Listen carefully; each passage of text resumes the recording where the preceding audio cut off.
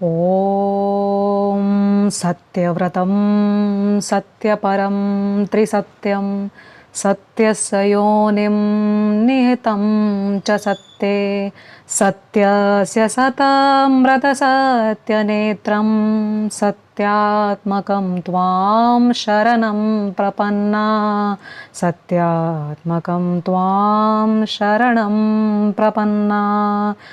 बोलो बांके बिहारी लाल की जय, नंद के लाल की जय। श्रीमद् भागवत में श्री सुखदेव जी कहते हैं कि जब भगवान का जन्म होने वाला था और देवकी मैया और वसुदेव जी कंस के कैद खाने में बंद थे, तब वहाँ भगवान शंकर, ब्रह्मा जी और सभी देवता, नारद आदि ऋषिगण सब वहाँ आते हैं और भगवान की गर्भ स्तुति बड़ी सुंदर करते हैं। हे प्रभु, हे श्री कृष्ण, आप सत्य संकल्प हैं। सत्य ही आपकी प्राप्ति का श्रेष्ठ साधन है। सृष्टि के पूर्व, प्रलय के पश्चात और संसार की स्थिति के समय उन असत्य अवस्थाओं में भी आप ही सत्य हैं। पृथ्वी, जल, तेज, वायु और आकाश, इन पांचों दृश्यमान पंचभूतों के सत्यों के कारण भी आप ही हैं और इनमें अंतर्यामी रूप से आप ही विराजमान हैं।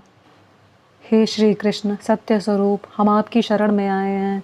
आप हमें अपनी शरण में अपने आश्रय में ले लीजिए। आप ज्ञान स्वरूप आत्मा हैं। चराचर जगत के कल्याण के लिए अनेकों रूप धारण करते हैं। आपके बेरूप विशुद्ध सत्वमय अपराकृत होते हैं और संत पुरुषों को बहुत ही सुख प्रदान, आनंद प्रदान करते हैं। साथ ही दुष्टों को उनकी दुष्टता का दंड भी देते हैं। उनके लिए अमंगलमय भी होते हैं। कमल के समान कोमल अनुग्रह भरे नेत्रों वाले, कृपापूर्ण नेत्रों वाले हे प्रभु, कुछ बिरले लोग ही आपके समस्त पदार्थों और प्राणियों के आश्रय स्वरूप रूप में पूर्ण एकाग्रता से अपना चित्त लगा पाते हैं और आपके चरण कमलों रूपी जहाज का आश्रय लेकर इस संसार सागर के बछड़े के खुर के गड्ढे के समान अनायास ही पार कर लेते हैं।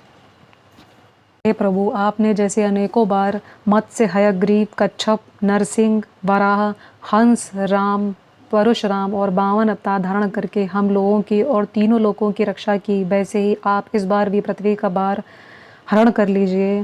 हे श्री कृष्ण, हम आपके श्री चरणों में बारंबार प्रणाम करते हैं और देवकी माता के चरणों में भी प्रणाम करते हैं।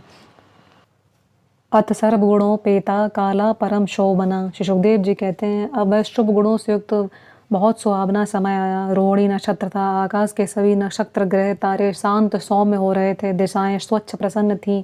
निर्मल आकाश में तारे जगमगा रहे थे। पृथ्वी के बड़े बड़े नगर, छोटे गांव मंगलमय हो रहे थे। यज्ञ कुंडों की बुझने वाली अग्नियां जो कंस के अत्याचार से बुझ गई थी, वे अपने आप ही जल उठी। सबका मन स्वतः ही प्रसन्न हो गया। स्वर्ग में देवताओं की दुंदुभियां बजने लगीं। सब भगवान के मंगल में गुणों का गान करके नाचने लगे। जन्म मृत्यु के चक्र से छुड़ाने वाले जनार्दन के अवतार का समय था।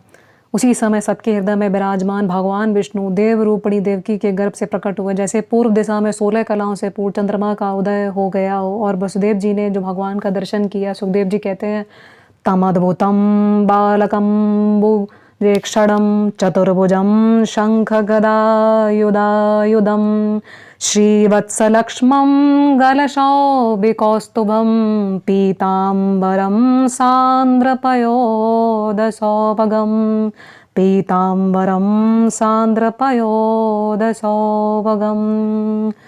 भगवान के 4 सुंदर हाथों में शंख, चक्र, गदा और कमल लिए हुए हैं। वक्षस्थल पर श्रीवत्स का चिन्ह है और गले में कौस्तुभ मणि झिलमिला रही है। वर्षाकालीन मेघ के समान परम सुंदर भगवान का श्यामल शरीर पर पीतांबर फहरा रहा है। बहुमूल वैदूर्य मणि के किरीट कुंडलों की कांति से भगवान के सुंदर सुंदर घुंघराले बाल सूर्य की किरणों के समान चमक रहे हैं।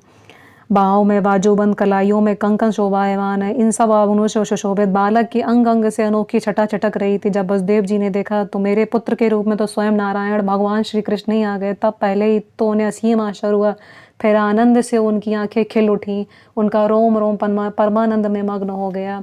श्री कृष्ण का जन्मोत्सव मनाने की उतावली उन्होंने उसी